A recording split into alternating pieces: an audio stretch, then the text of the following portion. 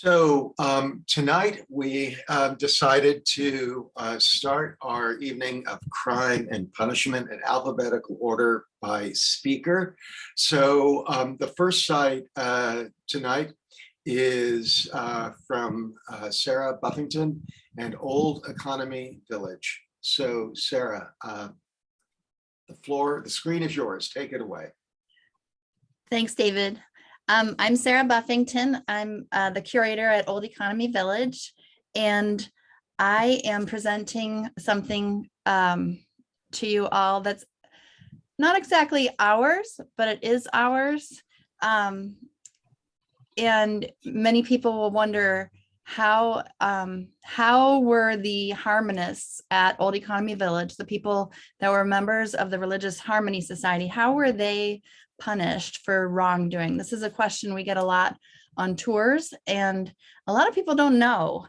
So I discovered it once upon a time. So I'm going to show you a little video.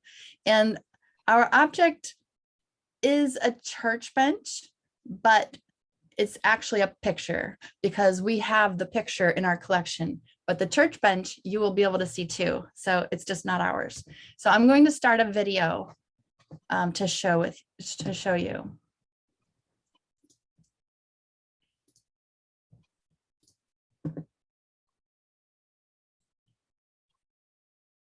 We're here in St. John's Lutheran Church in Ambridge. This is the church that the Harmony Society built about 1828 when they were at Economy. Inside the church, there are all these original benches that the harmonists use, and they still use them for the congregation today. But I'm going to tell you a little story about that. In the harmonist time, the benches faced inward. So the Lutheran church has turned them 90 degrees. So the women would sit on one side and the men would sit on the opposite side.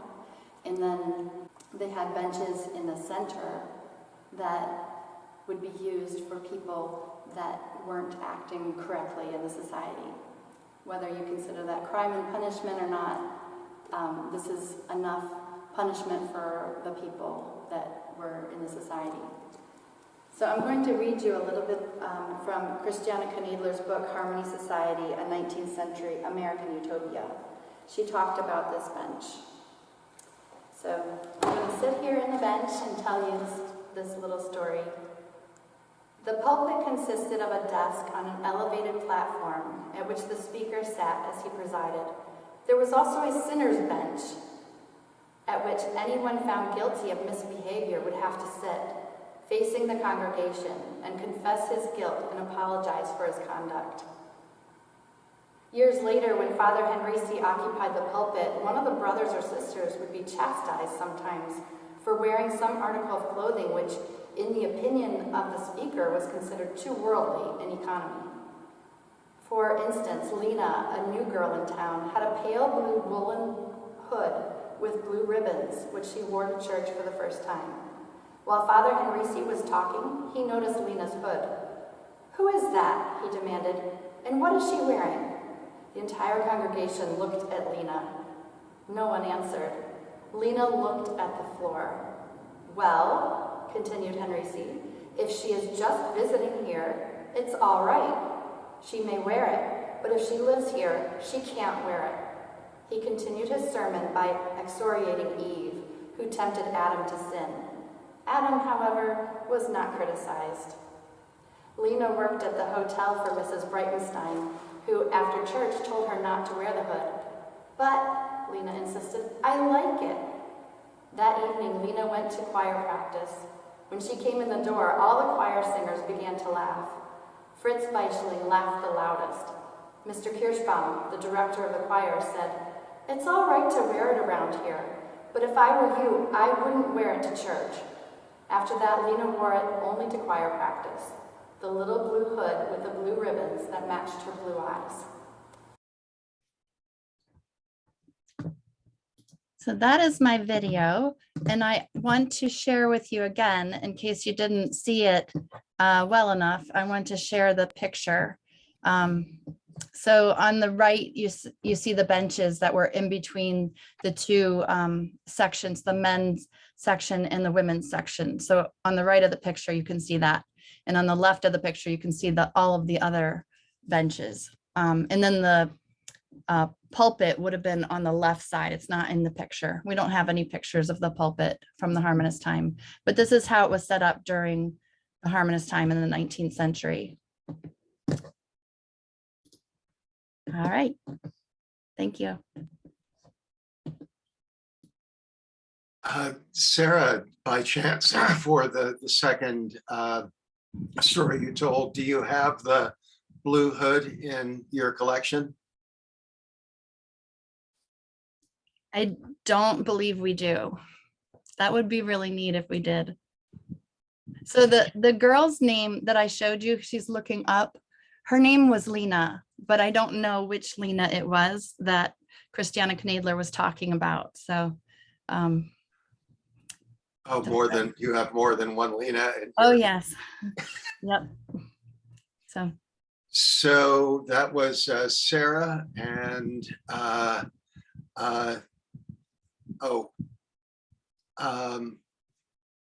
Sarah, we do have a question. How long was the punishment to sit in the middle pews? That I don't know. I mean, you would have to sit there for the whole service, which I think was longer than an hour for the Harmony Society. But, you know, having all of your peers just staring at you for that long and probably talking about you afterwards isn't something that you wanted. So I think that was probably enough for most people. Excellent. Okay, Sarah, thank you for presenting the bench from Old Economy Village.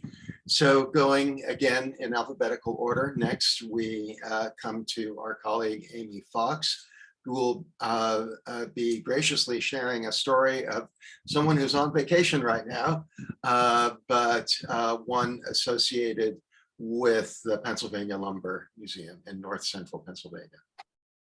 Go ahead, Amy. Okay. Hi, I'm Amy Fox. I work in the Bureau of Historic Sites and Museums Central Office. I am representing John Fielding, who is the curator at the Anthracite Heritage Museum in Eckley Miners Village, who has some great objects that fit the theme, but was going to be away this week. So he prepared a presentation. I will just note that the volume at the very beginning on John's video introduction is a little low, but it will get better once it gets into the recorded PowerPoint. So fear not. And I am now going to share my screen.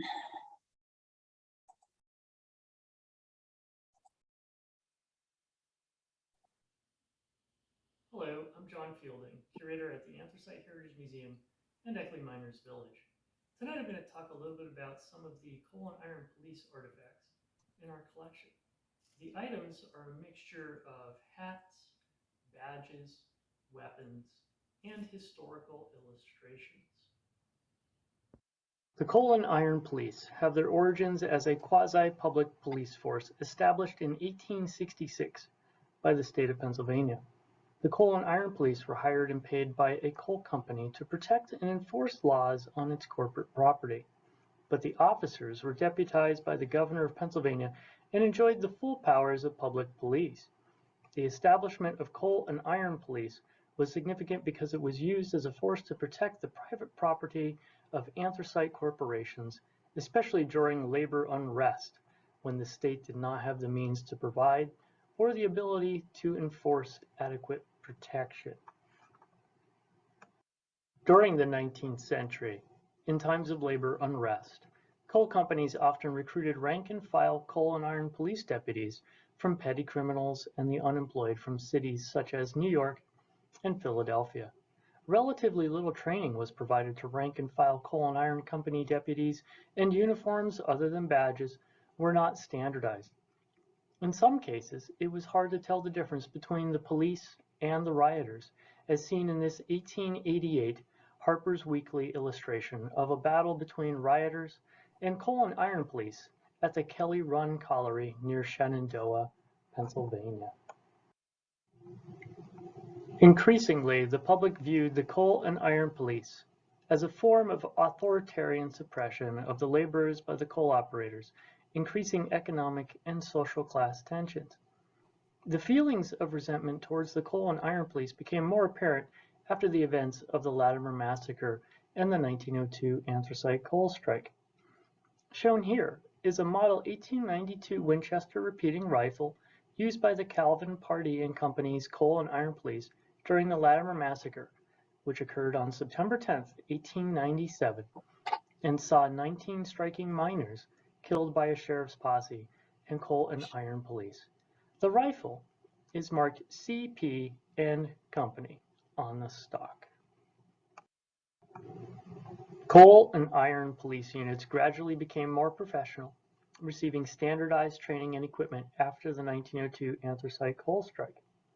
The next several slides will showcase several items in the collection that cover this period of standardization. Here we have photographic examples of typical summer and winter uniforms of the Philadelphia and Reading Iron and Coal Company Police, circa 1925.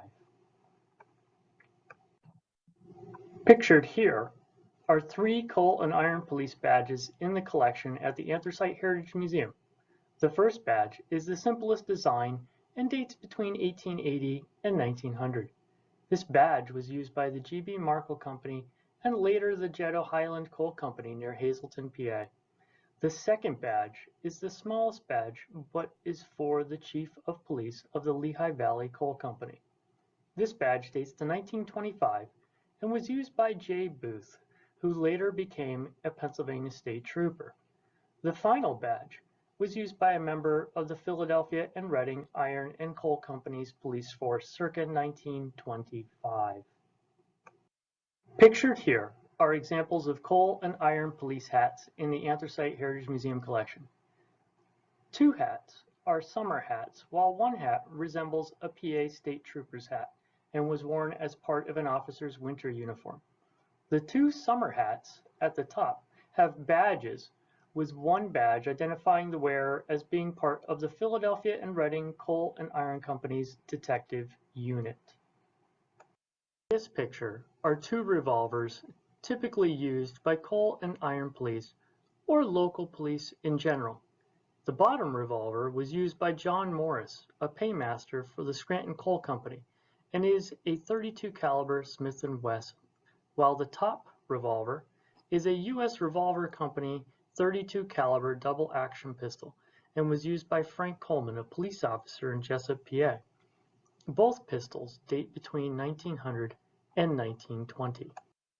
Despite increased training and standardization of coal and iron police after the Anthracite strike of 1902, the creation of a state police force was proposed, thereby giving the state the power to deal effectively and fairly with labor and property relations.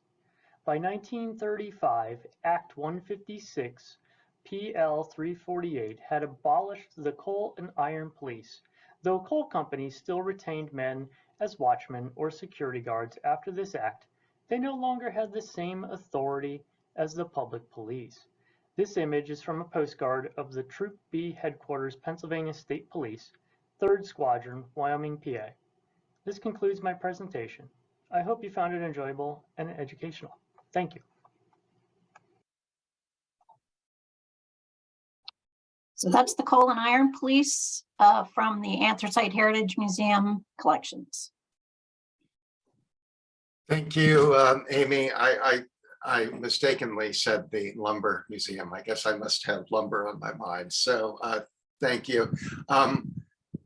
Although you have the pleasure of working with all of us and knowing much about our system, I would hazard a guess that you aren't in the position to answer detailed questions.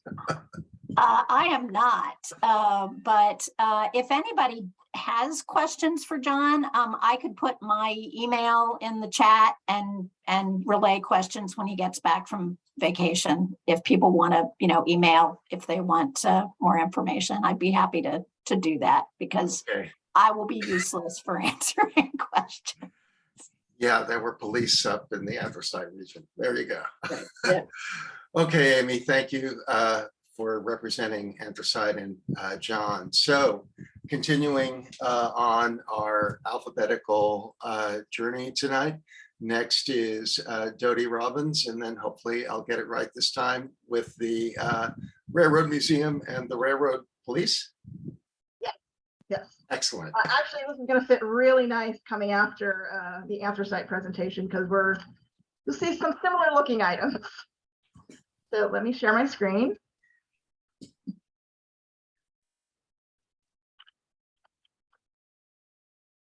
Hopefully.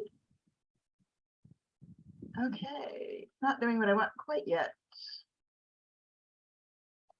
Okay, there we go, finally.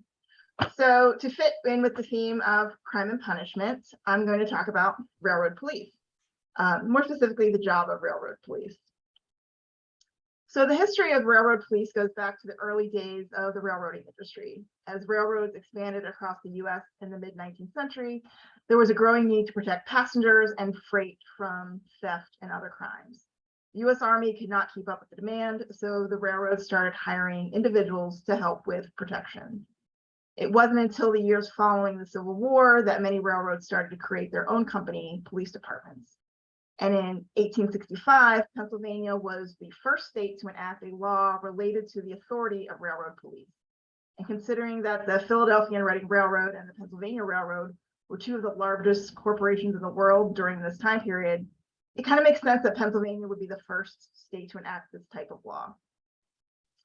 Today, all the Class I railroads in North America, which are freight railroads earning over $500 million annually, as well as Amtrak, have their own railroad police.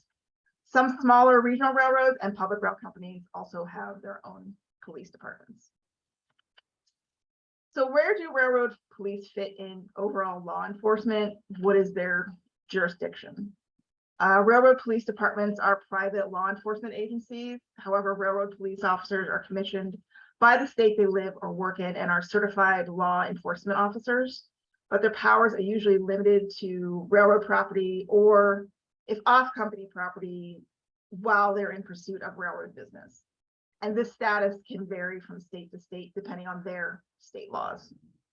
So in this slide, I have sections from both federal code and the Pennsylvania code regarding the jurisdiction of railroad police.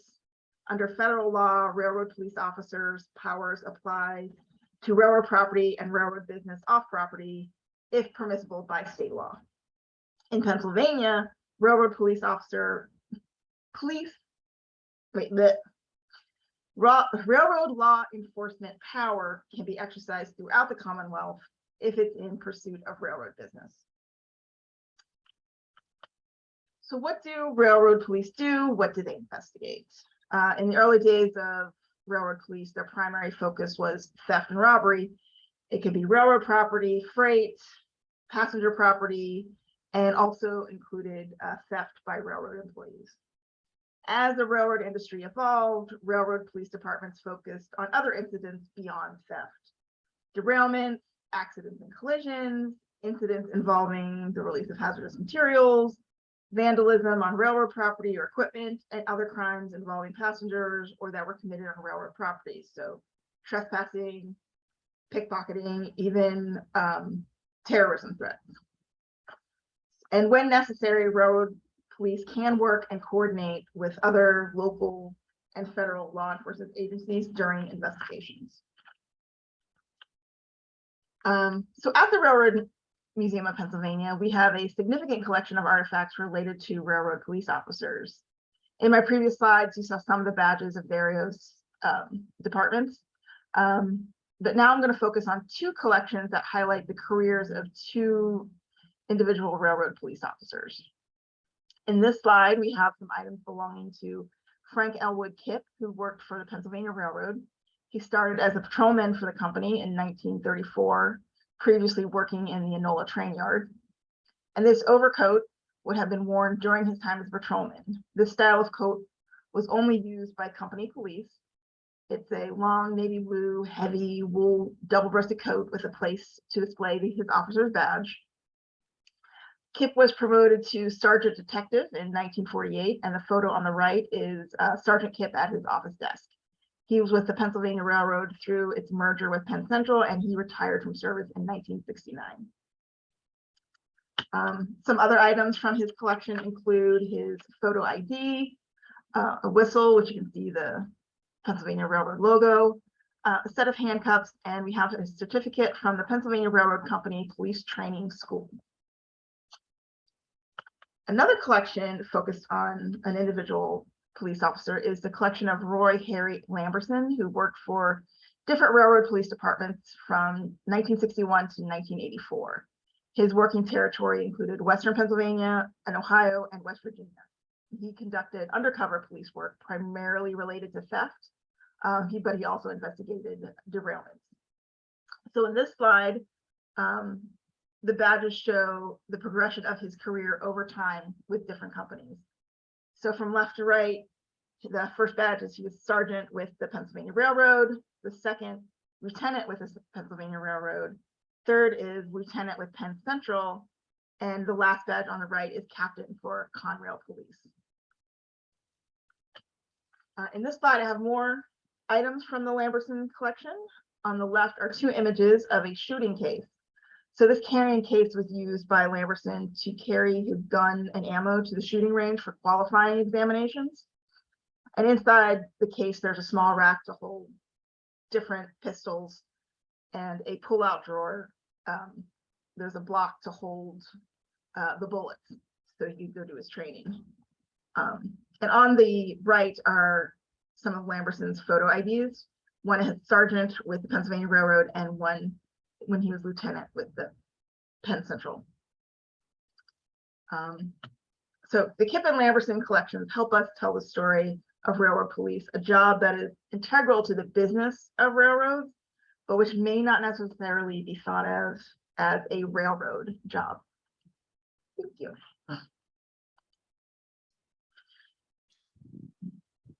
Great, Jody. Just because of the size and the scope of the collection and of the building, if folks want to, within the Railroad Museum itself, is there an exhibition that goes into railroad police at the museum? We do have a display case with some items from the Kipp collection, like part of his uniform, and some other items with more modern railroad police items. So like I'm trying to think how far into detail it goes on a railroad police, but we do have a display showing them off. It feels like you have the making of like a Hulu or a Netflix or an HBO series. Oh yeah. Great. Well, thank you for presenting the material culture around a facet of, I think, railroad history that not many of us know about. So thank you, Jody. So going next in the alphabet, we have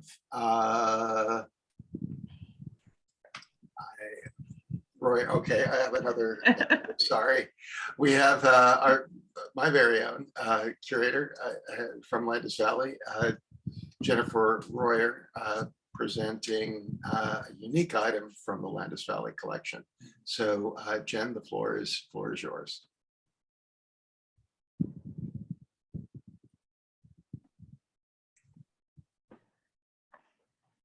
All right, today I'm going to talk about the auto theft signal system, which was patented in 1920. An example of it could be found in the Landis Valley Village and Farm Museum collection. By 1920, there were over 7.5 million cars and trucks in the United States. The 1920s saw tremendous growth in the automobile industry, with the number of registered drivers almost tripling to 23 million by the end of the decade. Automobiles had existed before the 1920s, but they were expensive, unreliable, and generally only toys for the rich. However, in the 1920s, their availability increased, and so did their dependability. However, the increase in automobiles made them an easy target. In 1920, 1 car out of every 10 in the United States was stolen, and very few were recovered.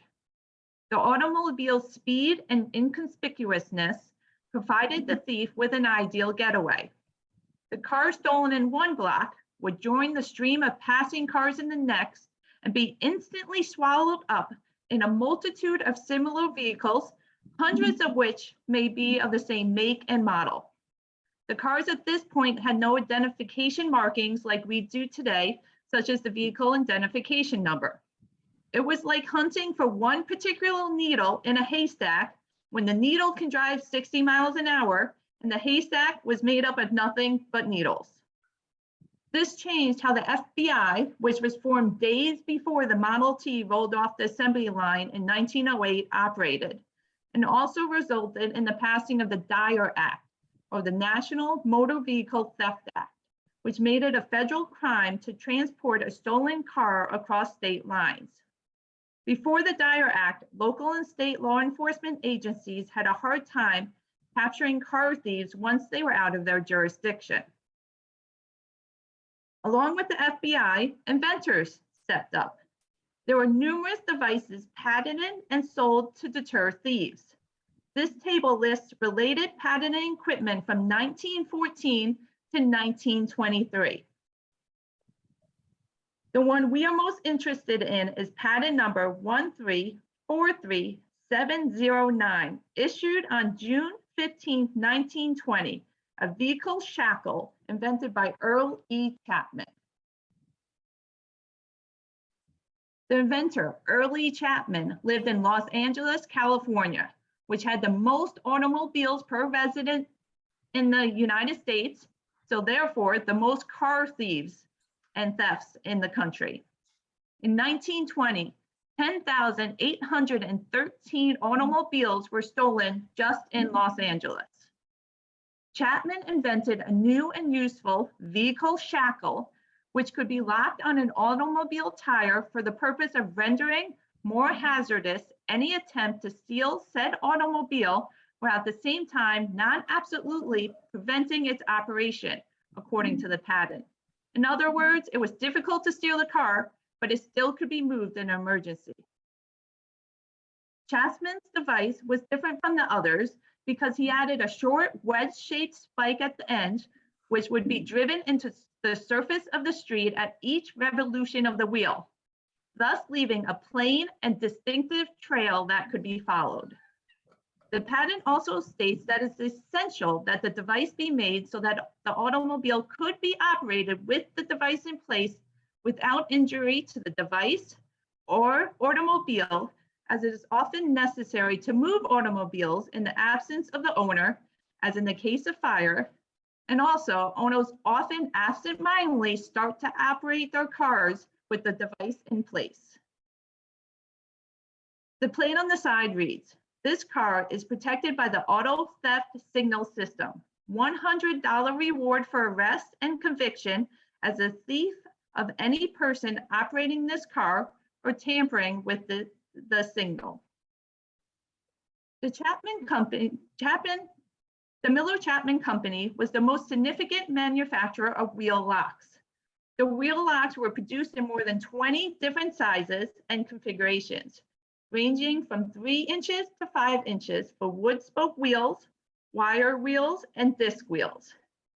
However, my research discovered that thieves exploited a weakness of the lock. The original unit just wrapped around the wheel.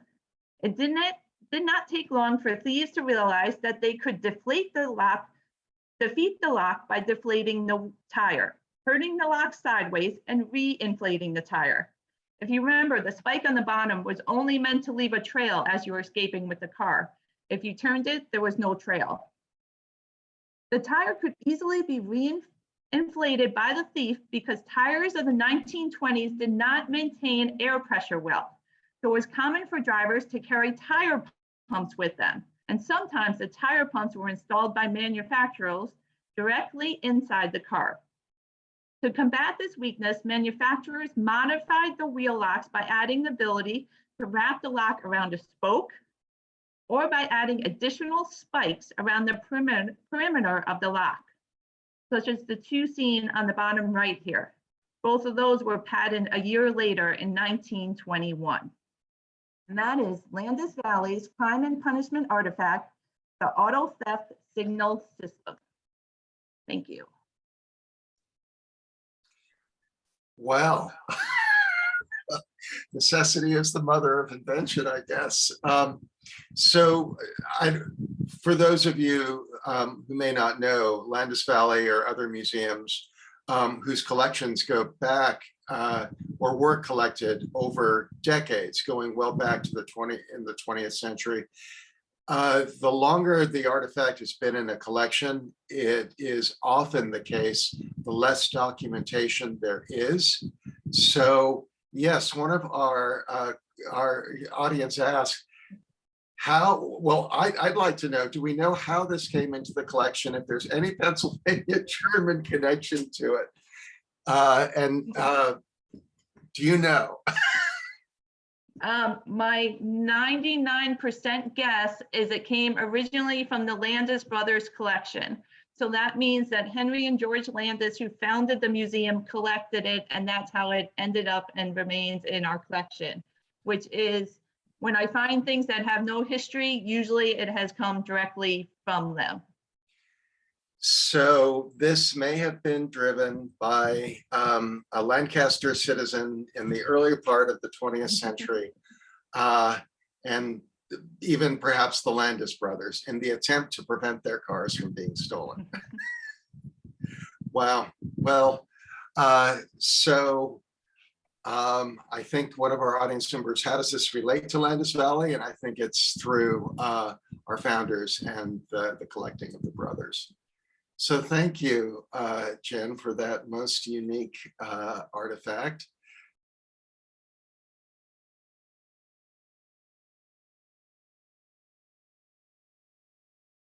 You're muted, David. We turn to you, Rachel, and switch now to pieces related to the historic building, if I understand correctly, the Chester Courthouse. Yes, thank you, David. I am Rachel Yerger. I am a curator in the Bureau office, and I work with multiple sites across the state. And this object comes from the Chester Courthouse. It is a sack-back Windsor bench or a Windsor settee. We're going to start with the bench and end with a bench. This is it's all thematic. My bench is a little different. It is an 8-foot wooden bench with dark brown staining, a seat back consisting of 35 cylindrical posts with a final turned post at the end of the arm. Let me see if I can get a little laser pointer action going. So you can see the turned post right here. As a single plank seat, 2 groupings of turned legs, 6 legs in each grouping, and an H-style stretcher connecting each leg within a group. And then the outer legs are slightly splayed. All right. It comes from Old Chester Courthouse. It is a Georgian colonial stone structure built in 1724. It is among the earliest public buildings in the United States, which is still standing, and it is thought to be the oldest continually used courthouse in the United States, and it is listed on the National Register of Historic Places. In addition to its intended purpose as a court of common pleas in the 18th century Chester County, this building also served as the center of the market square, a community gathering place for town meetings, as the customs house, and a place to hold school classes. In 1786, the county seat was moved to West Chester, a more central point within Chester County. The building was briefly moved into private ownership of William Curlin in 1788. However, the following year, legislature decided to divide Chester County into 2 separate counties, creating Delaware County and Chester County as a separate county. And then Mr. Curlin sold the building back to Delaware County so that it could be used as a courthouse for the newly formed Delaware County. The first court session of the Delaware County Courthouse was held here in February of 1790. It continued to serve as the Delaware County Courthouse until 1851, following a vote to yet again move the seat of the county to a more centrally located Media Pennsylvania, at which time the building was sold to the city of Chester. The building was then used as the Hall of Chester Borough and later as Chester City Hall, where it housed offices for the mayor, the chief of police, and other city officials. In 1919, Governor Sproul provided funds to restore the old building as a landmark. An extensive restoration was carried out in 1920 under architect Clarence Blazer. The funds were given by the governor on the condition that the building be kept in continuous public use.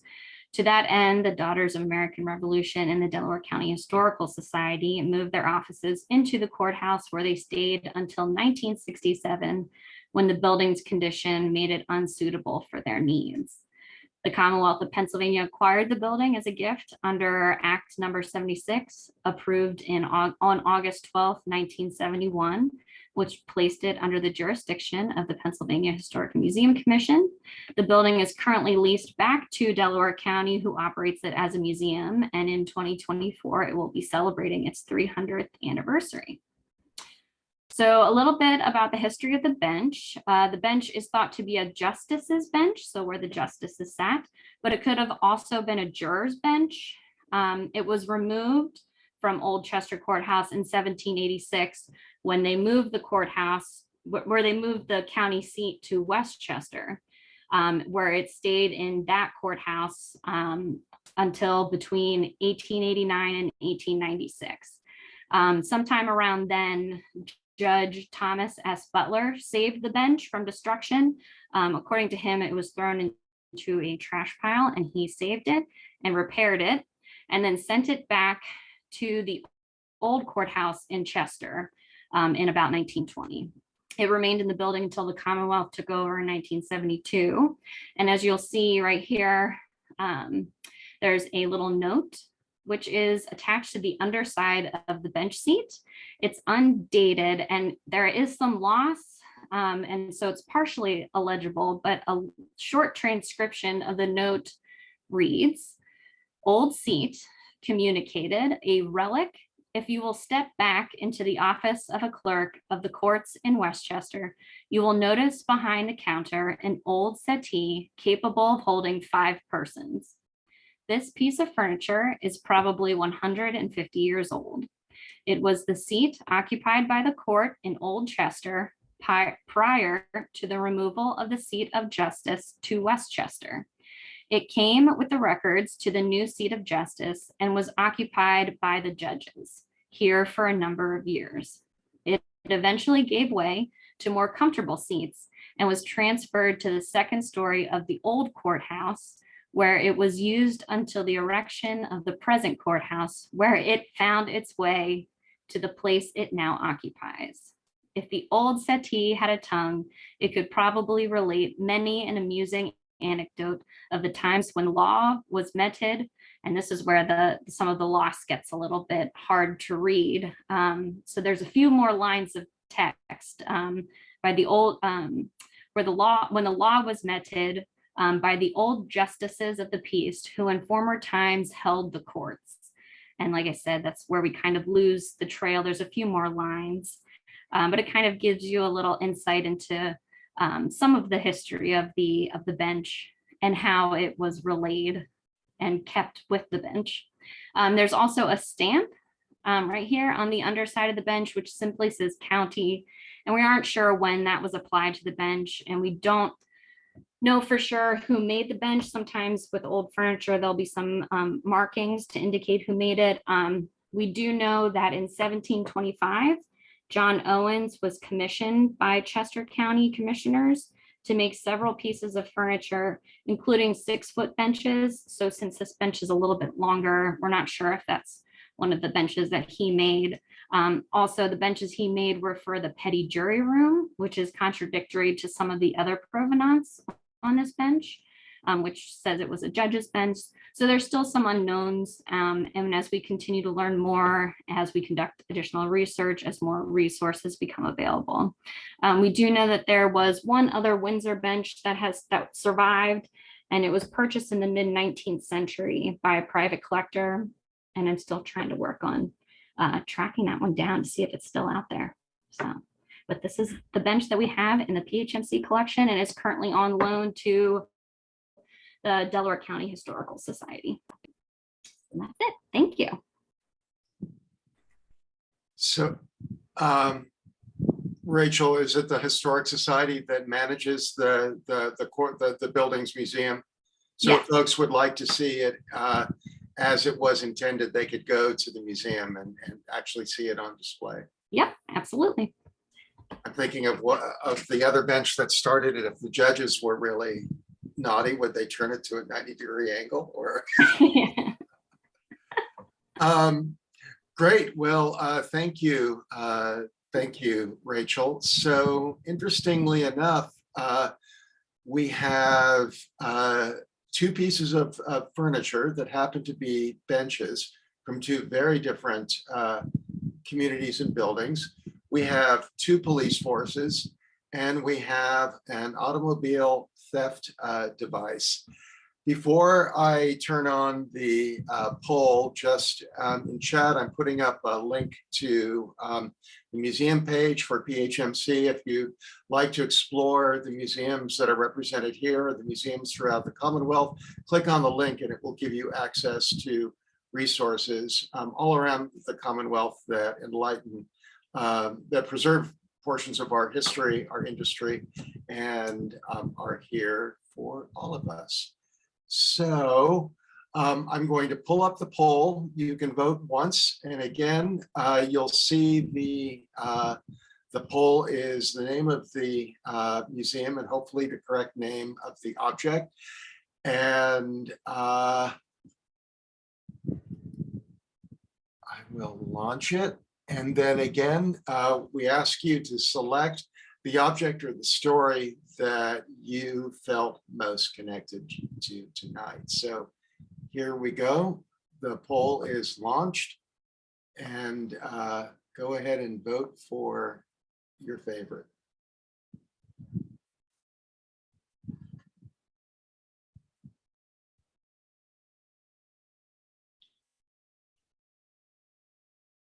Okay, imagine the Jeopardy music playing in the background as we have 80% participation.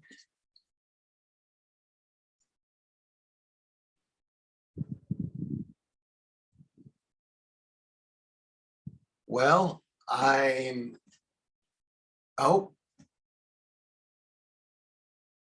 five more people out there haven't voted.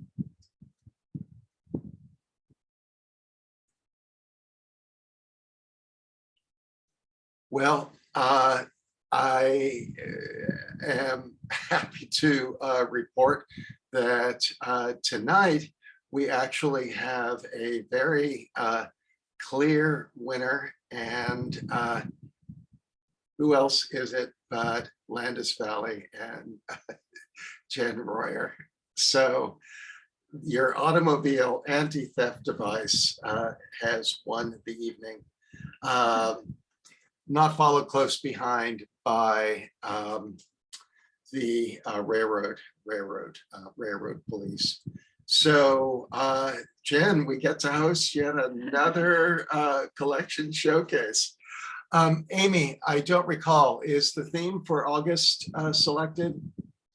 Yes, August is Fine and Folk Arts on August 17th. So great, and the individual sites that will be participating will be promoting it, and you'll also see sign up through Trails of History. right, it will be on the PHMC events calendar, which is available on the website, and then through individual sites promoting it. Excellent. So Jen, I guess next time we have the Model A or Model T Club, maybe we'll have a chance to actually see if they have these or if we can demonstrate it ourselves. So we really appreciate all of you joining us. Many thanks to our presenters for this engaging Thursday evening in crime and punishment. Yes, just I had just posted the link to PHMC. It's in the chat, Aaron. So thank you all for joining us. Have a pleasant evening, and we hope to see you here again in August for Fine and Folk Art. So good night, everyone.